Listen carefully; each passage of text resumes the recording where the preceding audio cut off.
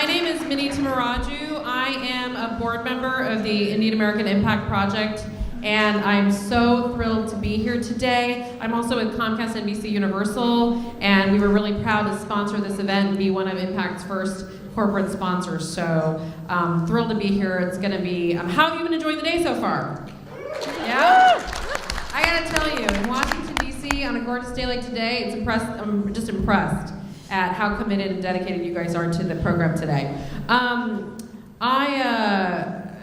excited to be here. Right before I came over to Comcast NBC Universal, I spent 18 months working for Hillary Clinton as her National Women's Vote Director. And it was grueling, it was exciting, it was amazing. And I will tell you, I for one am not surprised at the record number and waves of women running for office and challenging and flipping seats all over the country. The power of women was never felt more palpably than the Women's March right after Hillary's loss and President Trump's win. I think you would be underestimating the state of play if you weren't paying attention to the candidates, to women candidates, and I think this panel is going to be really informative today. So, in November 2017, 16 of the 25 Indian American candidates who won their elections were women. That same year, 10 Indian American women ran for office in Washington state. From coast to coast, women, especially immigrant women and women of color, are running in record numbers and winning. These are their stories. We've got Dita Bhargava, candidate for Connecticut State Treasurer. We have Padma Kuppa, candidate for Michigan State House. We have not just one, two doctors. So don't tell your parents because they're going to judge you. Dr. Megan Srinivas, candidate for Iowa State House. And Dr. Hiral Tipirneni, candidate for U.S. House in Arizona. All right, so I'm going to start by asking each of our guests a question. I'm going to mix it up a little bit. Their careers are incredible. It's very exciting. Megan, I'm going to pick on you because I think you're probably the youngest. I think you're the millennial on the panel. Guilty. So not only is this the year of the women, we're also seeing an incredible rise in number of young candidates, which is tremendously exciting. Megan, you did something that would really make a lot of Indian parents angry. You finished your med school and you moved back to Iowa, which is great, but you decided to run for office. So what takes a rock star med school student, somebody who's got this promising career as a doctor, what from that background made you want to go back home to Iowa? And I think when I met you a couple of weeks ago at Apex, I was like, what? That's amazing, but are your parents really mad at you? Talk about this. That's been the question I've gotten mainly from Indians. I mean, to be fair, read the room. We want to know. Yeah, and my parents were like, well, we knew you were going to rebel sometime. At least you have your MD at this point. No, my parents have always known that ultimately my goal was always to change systems. I was always interested in public health. That's really what got me into being a doctor to begin with. Back when I was in high school, I had the opportunity to do an internship in rural Kenya. And being in an environment where 6 out of every 10 reproductive age adults was positive for HIV made me realize that it was a system that was failing them, because it wasn't the lack of resources, but the fact that it wasn't being allocated accurately. And so from that moment on, at the age of 16, I knew I was going to go into medicine. I knew I was going to go into public health. But it wasn't until the last few years when I saw the devastation to my state between privatization of Medicaid, education funding being cut, women's health resources being taken away left and right. It was then I realized, why am I just advocating from the outside? Why am I not the person changing the laws myself? And especially watching my patients suffer in this setting, it took me to that next level where I said, hey, I'm going to run. And my parents were completely behind me because they knew I was doing it for the altruistic reasons. So it's been great, and my reception back home has been wonderful. You have to admit, when you're living in Northwest Iowa, being able to say that you have a minority representing you is not that common. So it's been really well received. Awesome. I love that. I love that your parents are supportive. I kind of was teasing you a little bit, but it's awesome. Dita, I had the chance to meet you in 2015 through Women for Hillary. Really, we had an amazing group of women, particularly from the Northeast, who were doing incredible work on the campaign. But I want to talk about the fact that you started your career on Wall Street. You were on the trading floor. You were often the only woman in the room. You saw some pretty tough situations. And now you're running for state treasurer with all of your incredible financial industry experience. But I know you've got I know personally from my work with you on the campaign that you have a strong gender identity here, and you've got some incredible stories, and you've fought some big fights. So we'd love to hear a little bit more about that, how it motivated you to take on this fight. Right. Well, first of all, it is such a pleasure to be here, and I'm so inspired by the group of people here, the candidates and the supporters, and this is exactly what we need as Indian Americans to make sure that, yes, we are so strong in so many disciplines, doctors, lawyers, engineers, finance people, and we have so much to offer. There's so much great work ethic, and I think we have so much to offer in political leadership. We can really make a difference together. So this is, I applaud you all for being here today. And Minnie, great to see you after a long time. I think this panel here is really an extension of the path less traveled. And I know we've heard a lot of stories from Indian Americans up here, being told that, why don't you run for this or that? Why this position up here? You're never going to make it. And, my life has kind of been that, just sort of breaking barriers and people telling me that I don't belong somewhere. But I always took it as a challenge and say, yes, I do, and I'm going to show you that. I grew up in a typical household. Unfortunately, my parents, both Indian Americans, they separated ways when I was a child, only 7 years old. I've got two sisters, and my mother was a single parent. Really struggled economically, but she's a strong woman and a staunch Democrat, so she's living vicariously through me right now. She watches MSNBC 24 hours a day, pretty much.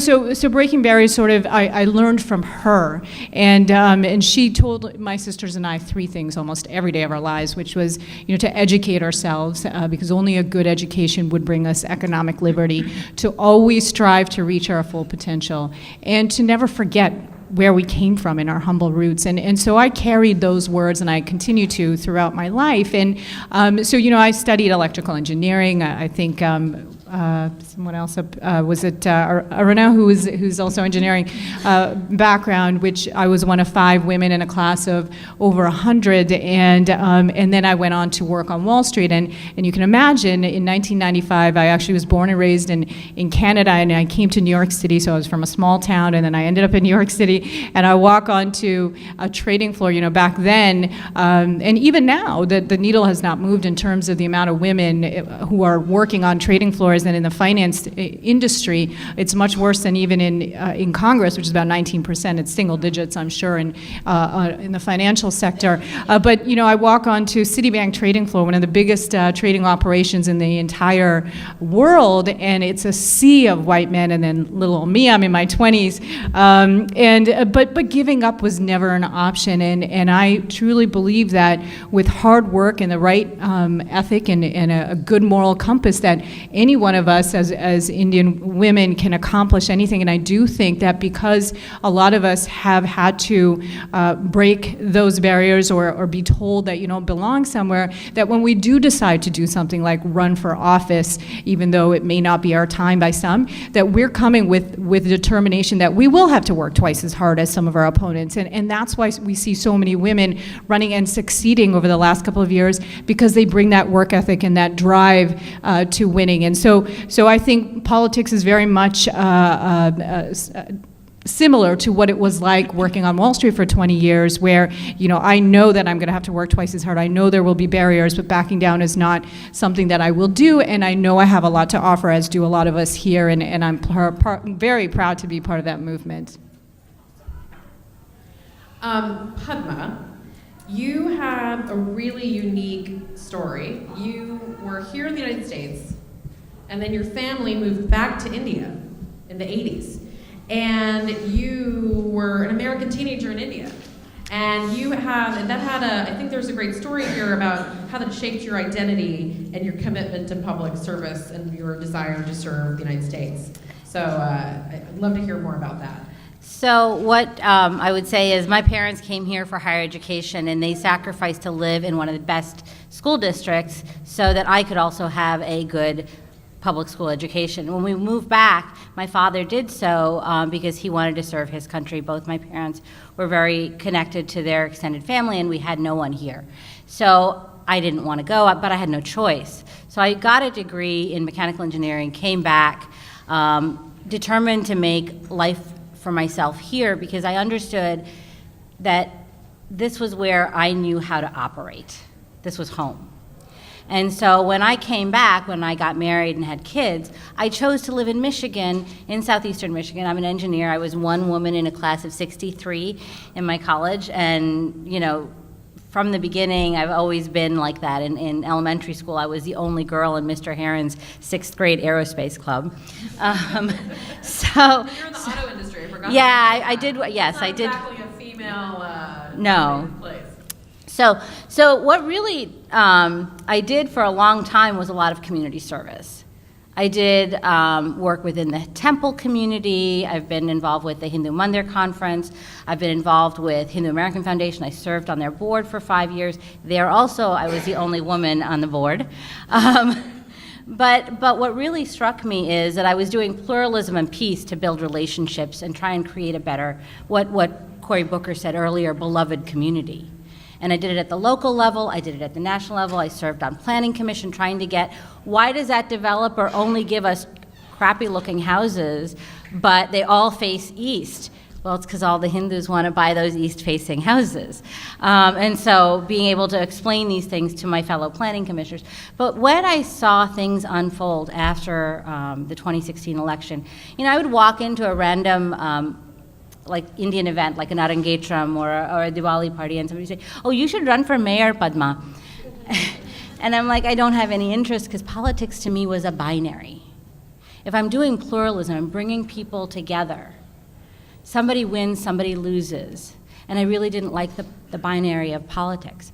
But as I saw Betsy DeVos getting confirmed, I remembered what my father always said to me, which is, all politics is local, and where I can make the most impact is in my state legislature, because the DeVos family has funded a state legislature that has ripped up so many things that are core American values, core Indian American values, good education, good paying jobs, something that you can hang your hat and say, my kids are going to be able to make it. I made it here, my kids are going to be able to make it here, and that's why I ran, and that's why, my father and mother always do the right thing, and so they serve their country, and so I'm serving mine now.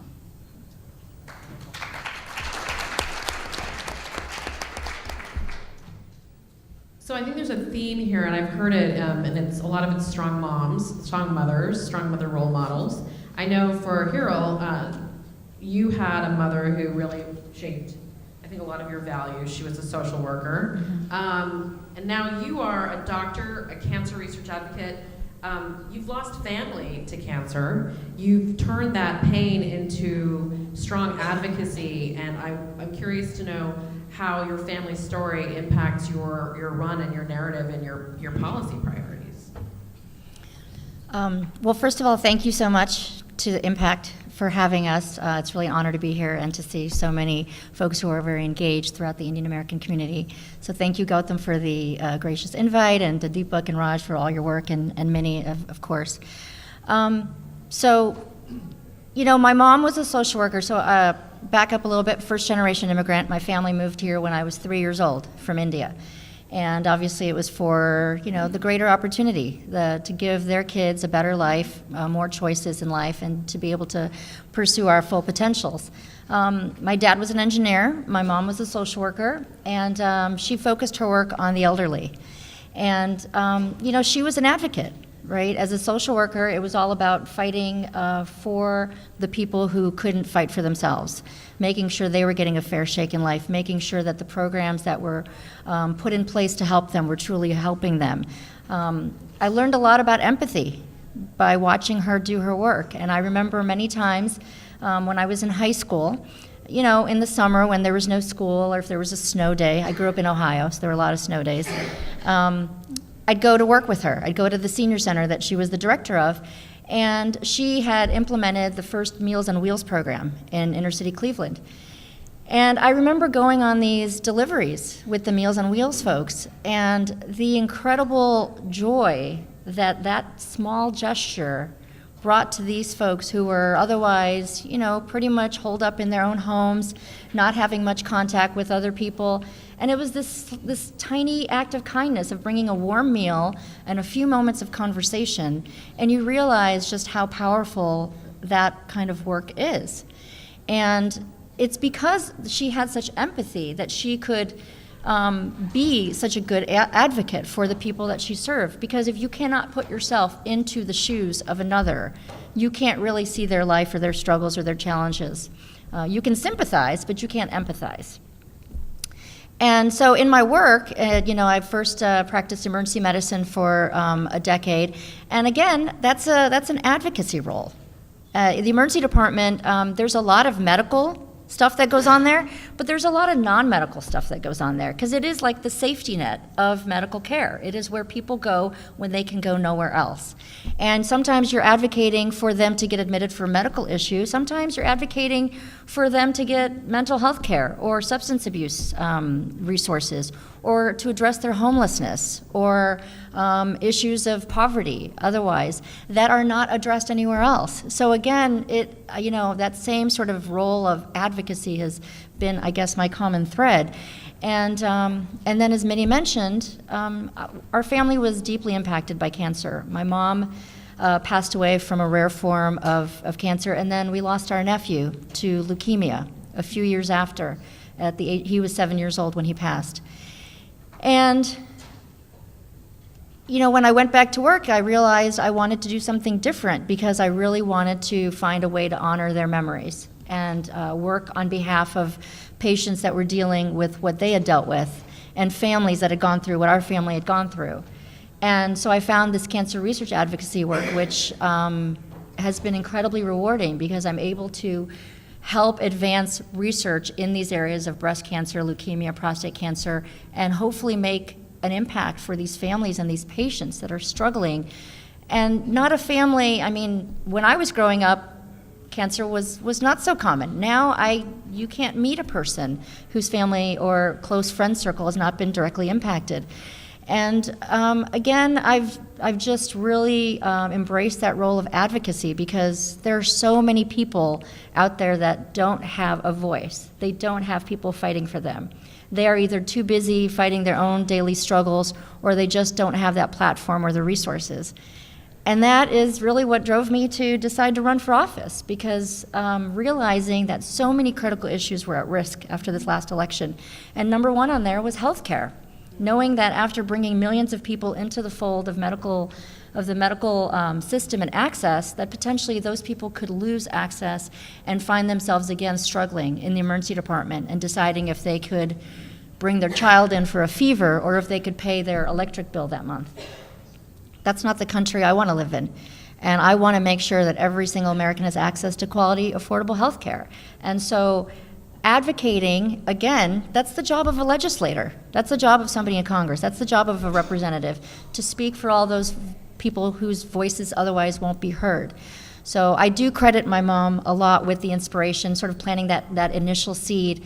And I will just close with the fact that there is another woman who also inspired me to run, and that was my daughter, my oldest daughter, Mira.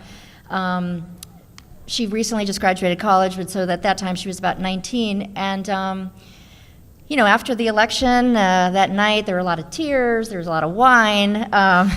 And then the next morning, I was speaking with her and her sister. She was on the phone on FaceTime in California. And we were talking, and I gave the girls marching orders. I was like, dry your tears. Let's figure out what we're all going to do. We're going to have to get in there, be activists, make sure voices are heard, make sure the issues that we think are important are fought for, and what are you going to do now? Because it's up to us. And one of the things I said is I think more women need to run for office. We need more diversity in representation. We should have a composite in DC that looks like our composites across the country. And of course, my oldest, who did not miss a beat, she looked straight at me on the phone and said, "Well, Mom, if not you, then who?" So she kind of said, "Put your money where your mouth is." And I did. And I did Emerge training, which is also Emerge America is for training. Yep. Is to train women to run for office. And it's a phenomenal program. And that eventually took me to the decision to run for the seat that I'm running for in the U.S. House in Arizona. And so, there's a lot of inspiration, a lot of guidance along the way, and I hope to carry it forward and then open that door behind me once I get there, because there are so many more young women out there who are ready to have their voices heard as well.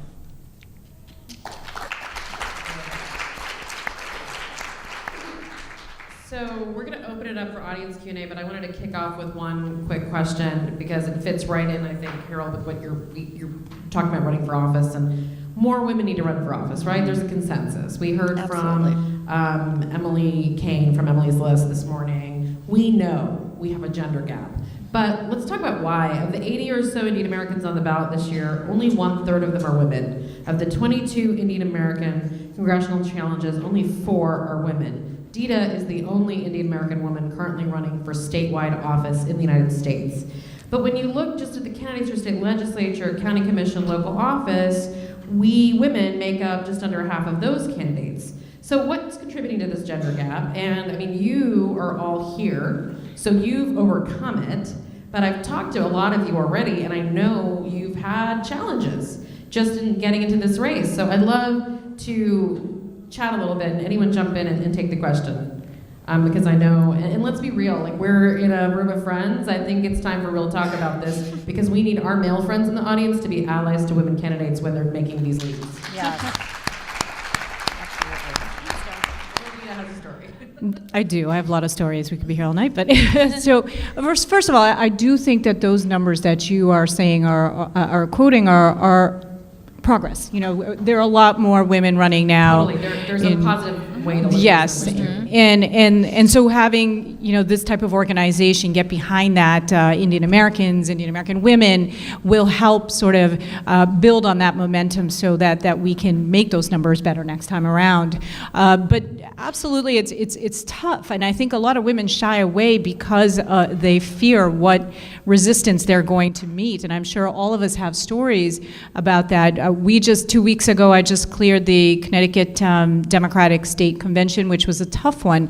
It's very much, it's 1,900 delegates who come together. A lot of them, it's insider baseball. I'm fairly new to politics. But like I said before, I think a lot of women, when they decide to make this decision, they come fully armed with the work ethic, and so I know I outworked my competition. Called every single delegate that we had a number over 1,800 of those I called directly at least once, most of them twice, and got my message out there, and so I think we have to know that we will be working harder, but if we do that we can succeed and just kind of ride the know that there are going to be challenges. I ran 2 years ago for state representative, and I remember getting a mailer to my home. I've got 2 young kids, and this mailer came to my home because I went pretty hard against my opponent and called him out on his support for Donald Trump after the Access Hollywood tapes came out, and his misogyny and his racism and how he could continue to support him, and the community didn't like that, and I got a mailer at my home that said, "Go back to where you came from," defaced my picture, and I didn't know if he meant the kitchen, Canada, back to India, either way, I was there to stay, and I put it in the press. I said, well, let's expose the type of culture that's brewing because of the president that we have, or the candidate that we had for president at that time. But I think perseverance is absolutely something that we have to hold on to as Indian Americans, as Indian American women, as minorities in general, because it is so important, especially now, for us to be a part of that conversation. There's way too much at risk. Our democracy is under attack, and if we don't do it now, then when? It has to happen now. So I would just say persevere and don't give up. I'd like to comment on that. When I was in medical school, it wasn't like a 50-50 break of men and women. When I got to residency, things were starting to change, and then when I first started my first attending work in the emergency department, I was one of 3 women, and there were, I think, about 17 men. And I think the reason it's important to have women in these positions is because there's probably not a single woman who hasn't had an experience where they have been sort of the odd man out or the odd woman out. They understand what it's like to not necessarily be taken at full value of your intellect and your skills and what you bring to the table. And we've all had those experiences where we've had to make sure our voices are heard and our presence is known and felt. And when you look at the studies of companies that are led by women, or the types of businesses that tend to have more women in leadership positions and C-suites and things like that, they tend to be much more collaborative. They tend to have less inner struggle, less scandals. There's just a better working environment, and that's been shown time and time again. And if we're going to make progress in Washington, the only way we're going to do it is to have more people working across the table, across the aisle. And I think that's just something that's more ingrained. Not to offend all the men in the room, but it's about problem solving. And we are just, I think that is always ingrained in us, that there's a situation, there's no two ways about it, we're going to fix it, because that's what you do. You do it as a mom, you do it whether you're a physician, an engineer, whatever. And I think that is just that work ethic, that approach is ingrained in us. And it's so critical that we have more of those women's voices all across levels of government, whether it's city, state, and federal. And I think it's going to make for more collaborative work, more progress with important policies, and just richer, better policy, because you'll have more heterogeneity at the table. Can I throw out there too that I think it's interesting that all four of you, and a lot of the women candidates that have been successful, come from fields, professions that women are not the majority, right? You've already had to overcome a lot of institutional bias and gender stereotyping to break through to be successful in your careers. And it probably gives you a tougher skin, right? For some of the stuff that happens and some of the institutional issues you face as a female of color candidate. I'm curious if any of you agree with that. I wanted to say my story is a little different because I've been involved from the beginning in advocacy, like Hiral was saying. I've been an advocate on so many different levels. I actually was asked by one of my friends, who is a current state representative, in 2014 to run with her when she decided to throw her hat in the ring, Stephanie Chang. And I said, no, Stephanie, you're young, you can do it. And I still have kids in high school. And then again in 2016, another state rep, she's the floor minority leader, Chris Gregg, and both of them have been encouraging me to run. And so when I did finally make the decision last fall, they gave me a checklist and a mentor, one of their colleagues, Christy Pagan, to what I need to do. And I think that's one thing that has gone right in Michigan, is we have a very flippable district. And they've found me as a good community organizer to become a more solid candidate to flip this district. And one of the things that I will say also is that when I was in the PTA or in any of these community organizations, they used to ask me, why aren't there more people like you? And the thing I feel is our community needs to get out there, not just running for Congress, running for state rep, but in the PTAs, be on a board, be in a community organization, the Troy Community Coalition to Prevent Drug and Alcohol Abuse. Go get into those community service organizations, not just the Temple. And that's really important. It's not just the women, but it's across the board. And the other thing is that while I'm a woman candidate, I don't always stress that. I think the important thing to remember is that we're great candidates. It just so happens that we're all also women.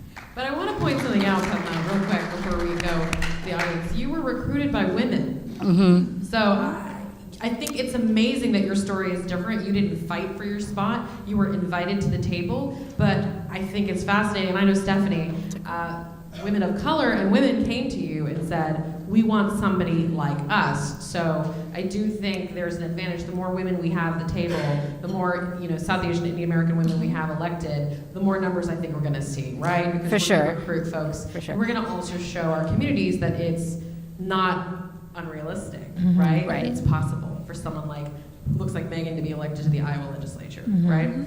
So I'd love to get questions from the audience with our remaining time. Does anyone want to ask our panelists a question? We got one right here. Please let us know who you are and where you're from. Sure. My name is Atif. I'm from Hoboken. I'm a city planning commissioner there. I think after hearing all 4 of your stories, I was originally planning on running maybe 5-10 years from now, but I think it might be a lot sooner than that. So Good. thank you for that. I think we had a chance to hear from a number of you guys about what you're really passionate about and what you're really excited about changing or adjusting when you all become elected. Could you talk about, perhaps in more detail, I know I have some personal interest in Connecticut. I'm a real estate developer, so I invest in New Haven, about certain things that perhaps you could do at the state level in the legislature, or Padma, about things that you're interested in doing in Michigan in terms of changing certain policies. When did you invest in New Haven?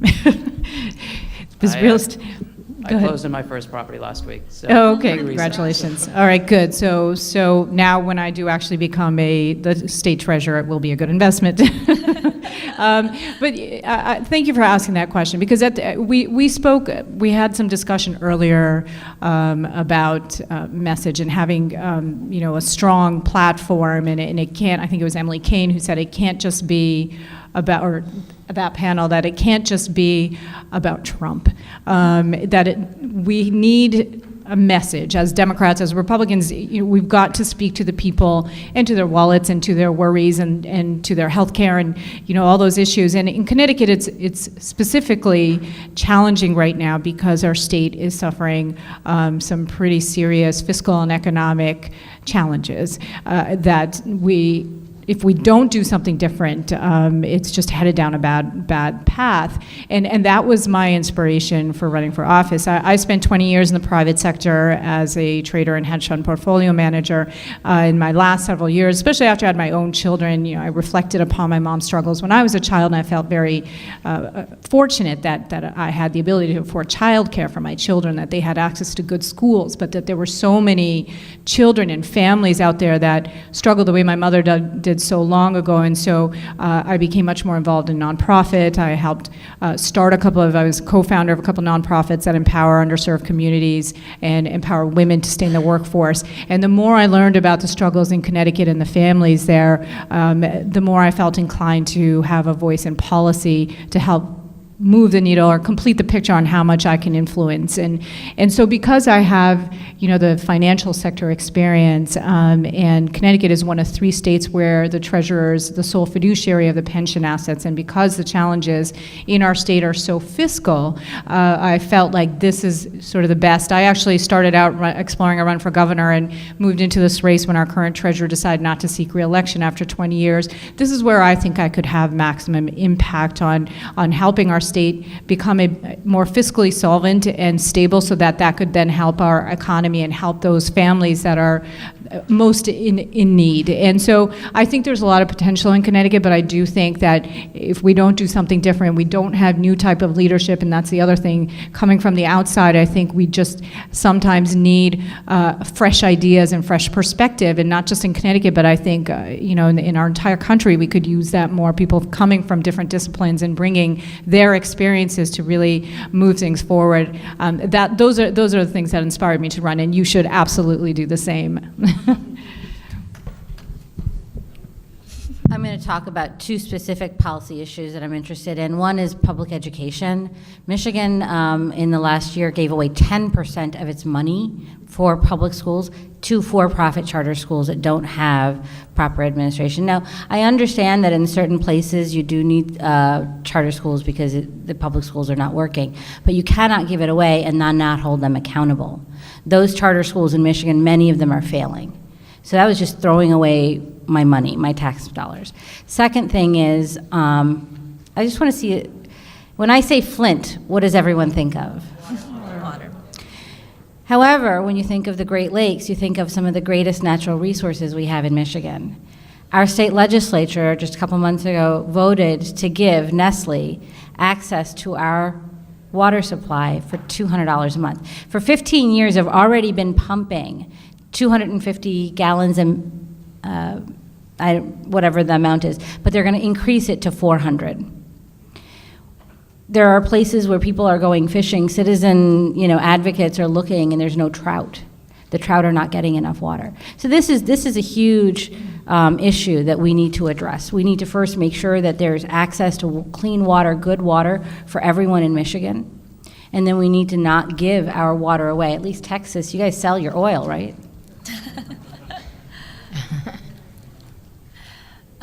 So in Iowa, there are several things that have unfortunately gone the right direction over the last 2 years. One of the things was the women's health issue I discussed, but a few of the other things are public education. One of the big issues we have in Iowa is retention of our talent. A lot of people want to leave home and go find life in places like DC. But pulling those same people back or keeping them in our state, especially in rural areas like where I'm coming from, is a big challenge despite having jobs open for them. And one of the ways we can do that is by funding public education, especially the universities, community colleges, and K through 12. When I grew up there, I had the privilege of going to public schools in the third best public education system as far as state rankings go. Now, within 15 years of me graduating, it's already dropped into the 40s. And that's because we've been cutting funding to our K through 12 repeatedly. So that is a huge issue to me. The other issue is 3 years ago, Iowa became privatized when it came to Medicaid. And it's the most privatized of any Medicaid system in the country. And unfortunately, it not only has impacts on the state level, but the national level, because other states are looking at this model and thinking of adopting it. Actually, for my fellowship research, I'm currently doing research on the privatization of Medicaid and its fallout and resources. And it was really looking at one of my patients who came into the hospital. He came to the emergency room. And he was a 25-year-old gentleman who had the symptoms of the flu. He was diagnosed with the flu, given a prescription for Tamiflu, which can really help to reduce the symptoms of the flu over time. Sometimes even prevent it altogether. He looked at that medication. He was insured under Medicaid, but it was going to cost him $150 at the pharmacy. Mm-hmm. And he said, either I can take this medication or feed my 2 children. And to him, he was 25 and young and healthy. He said, I'm going to be fine. Nothing's going to happen. 3 days later, he was back in my emergency room. This time he was on a ventilator because his lungs weren't working. He was on a dialysis machine because his kidneys had shut down. Mm-hmm. And he was no longer pumping blood through his lungs and circulatory system properly, so he had to be hooked up to a third machine called an ECMO machine to do it for him. I took care of that man for 86 days in the hospital. And if we had just paid for $150 worth of medication or enabled him to have an insurance that would have covered that, it would have saved 86 days of his life from being held to a bed. He was still discharged, ventilated, and with kidneys that will never work. And those 2 little girls he won't be able to enjoy. And the cost to the taxpayer is far beyond what it would have been prior to the privatization of Medicaid. So that's the other issue that I'm really dedicating myself to in running for Iowa. I need to change that system. Yeah. So in Arizona, and we spoke about this a little while ago, that I think when you run for office, you have to find that sort of that overlap of that Venn diagram, which is based on your passions. What's your skill set? What's your background? What are you really ready to fight for? And what are the needs of your community, right? And there has to be that overlap. And what's interesting is in my district, where it was unheard of for a woman, certainly a brown woman, to be running, the issues were pretty common across the board, and they were issues that I was passionate about. Healthcare was at the top of that. And so, I was knocking on doors from last fall when I started the campaign, and people were just so thankful that somebody was coming and asking them, what's important to your family? What matters to you? What is keeping you up at night? How can I make your life better? And repeatedly, the answer was, I need to be able to afford my health care, my insurance. I want to make sure I can keep my kids safe, healthy. I want to make sure that I will have my Medicare and Social Security when I retire. 45% of my district is over 65, so that's a lifeline for them. So, I think finding where those things overlap, because ultimately, if they're going to be supporting your candidacy, it's because you're fighting on the issues that matter to them as well. And that's why also I think I've had such success in that district, even though they were shocked that there was a brown woman running in Arizona, where only a white man had ever held that position, and it's a strong, conservative, very far right-leaning district. But it's because it was about the issues that impact the families, and it had nothing to do with my gender or my ethnicity. It had to do with the solutions I was putting forward on the table. And they know that my guiding principle is to make sure that every single American has quality, affordable health care. I've come up with a very detailed plan of how to get there. And this is what is going to make the difference for my community. And wherever you're running or whatever you're passionate about, those things have to overlap. And then they know that you are really fighting for them, that you are their champion, you are their voice, you're their advocate. You can't win a vote if they don't really believe that you have their back. I don't care how much money you raise. I don't care how cool your messaging is. If they don't feel that you truly have their back and that you get it and you understand their struggles, you won't have their vote. And so I'm really proud that healthcare is such a huge issue on my platform, because it's going to make a critical difference to make sure that every Arizonan has, not just every Arizonan, every American has access to quality, affordable care. And this country can get there. We have the wherewithal, we have the ability, it's just we need the political will. So I'm really proud, at least in our district, that I'm ready to fight for that on behalf of all of them. So I don't know about you, but I'm feeling very fired up, very inspired by these women candidates, and we have another amazing woman leader who just entered the room. So please give this wonderful group of candidates your attention, your time, your money. We're going to email you links to all their campaigns, and I want you to be very generous because, as I said before, men in the room, we need you to double down for our ladies. The future is female. Thank you so much for all of you. We're so proud of you.